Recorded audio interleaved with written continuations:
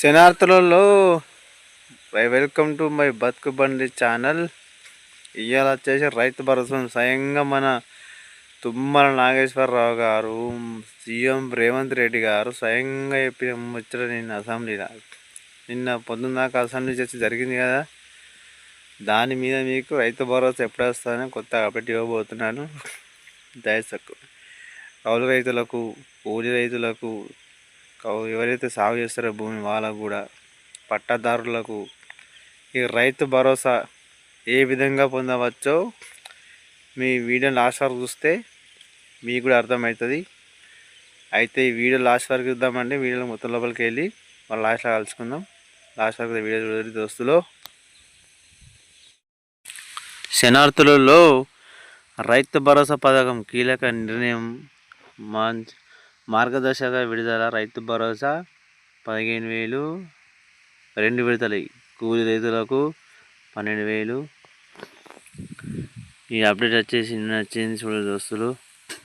అయితే మన ముఖ్యమంత్రి రేవంత్ రెడ్డి ఆధ్వర్యంలో రాష్ట్రం అధికారంలో ఉన్న కాంగ్రెస్ పార్టీ ప్రభుత్వం రైతు భరోసా అమలు దిశగా కీలక నిర్ణయాన్ని తీసుకుంది. అయితే రైతు భరోసా నిధుల చెల్లింపు అసెంబ్లీ శతకాల సమావేశాలు సాక్షిగా ప్రకటన చేసింది. అన్నదాత శుభవార్త తెలిపింది. చూసిర్రావులో మన సీఎం రేవంత్ రెడ్డి గారే ముఖ్యమంత్రి గారు స్వయంగా చెప్పిన ముచ్చట. రైతు భరోసా ఎవరైతే కూలి రైతులకు కానీ, కౌలు రైతులకు కానీ అందరికీ రైతు భరోసా వస్తుంది. అర్హులైన రైతాంగానికి సంక్రాంతి పండుగ నాటికి రైతు భరోసా నిధులను విడుదల చేస్తామని వ్యవసాయ శాఖ మంత్రి తుమ్మల నాగేశ్వరరావు గారు వెల్లడించారు. రాబోయే రోజుల్లో అర్హులైన ప్రతి రైతుకు సంక్రాంతి రైతు భరోసా నిధులను విడుదల చేయాలని తమ ప్రభుత్వం సిద్ధంగా అన్నారు. సిద్ధంగా ఉందటో. మన సంక్రాంతికి రైతు భరోసా స్వయంగా తుమ్మల నాగేశ్వరరావు చెప్పిన ముచ్చట.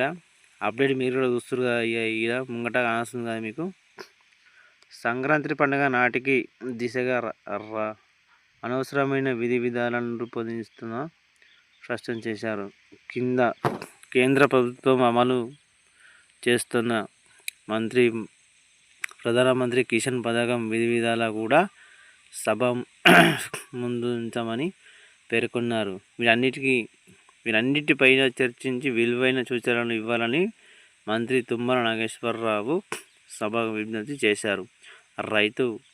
రైతాంగ సమస్యని దృష్టి ఉంచుకొని రైతు భరోసా నిధులను విడుదలకు అవసరమైన విధి విధానాలు, మార్గదర్శకాలను రూపొందించాల్సి ఉందని మంత్రి పేర్కొన్నారు. రైతు భరోసా నిధులు అక్రమంగా వినియోగం చేయాలా, ఈ పథకాన్ని అన్ని విధాలు సమగ్రంగా అమలు చేయాలా సూచనలు సభను కోరారు. చూసిర్రావుల్లో రైతు భరోసా పిఎం కిసాన్ పథకాలు కూడా మనం పొందవచ్చట సంక్రాంతికి. రైతు భరోసా, పిఎం కిసాన్ ఇవన్నీ మనకు సంక్రాంతికి రాబోతున్నాయి. అయితే ముచ్చటైన సాగు చేసే భూములకు కూడా గత ప్రభుత్వం రైతు భరోసా అమలు చేసిందని తుమ్మల సందర్భంగా వ్యాఖ్యానించారు. ఫలితంగా నిధులు దుర్వినియోగం అయ్యామని అన్నారు. నిజమైన సాగు చేసే భూములకు మాత్రమే రైతు భరోసా పథకాన్ని అమలు చేస్తామని ఆయన పేర్కొన్నారు. రైతు భరోసా సాగు నిజమైన రైతులు ఎవరైతే సాగు చేస్తారో వ్యవసాయం, వాళ్ళకైతే ఖచ్చితంగా రైతు భరోసా ఈ సంక్రాంతికి అకౌంట్లోకి పడుతుందట. ఇది మన స్వయంగా తుమ్మల నాగేశ్వరరావు గారు చెప్పిన ముచ్చట. చూసిర్రావుల్లో రైతు భరోసా మనకు త్వరనే రాబోతుంది. దీని మీద మాత్రం మీకు అప్డేట్ ఇస్తున్నాను. దయచేసి ఈ వీడియో మొత్తం లాస్ట్ వరకు చూడండి. తెలంగాణ రైతులకు రేవంత్ సర్కార్ శుభవార్త చెప్పింది. రైతు ఎంతగానో ఎదురు చూస్తున్న రైతు భరోసా నిధులను ఇచ్చేందుకు సిద్ధమైంది. దీనికోసం సీఎం రేవంత్ రెడ్డి అధ్యక్షతన జరిగిన మంత్రివర్గ సమావేశంలో కీలక నిర్ణయాలు తీసుకున్నారు. ఎన్నికల్లో ఇచ్చిన హామీల మేరకు అర్హులైన రైతులకు రైతు భరోసా డబ్బులు సంక్రాంతి పండుగకు రైతన్నల అకౌంట్లోకి జమ చేయాలని క్యాబినెట్ నిర్ణయించింది. అలాగే డిసెంబర్ 28 భూమి లేని నిరుపేదలకు మొదటి విడతగా 6,000 ఇవ్వాలని క్యాబినెట్ నిర్ణయించింది.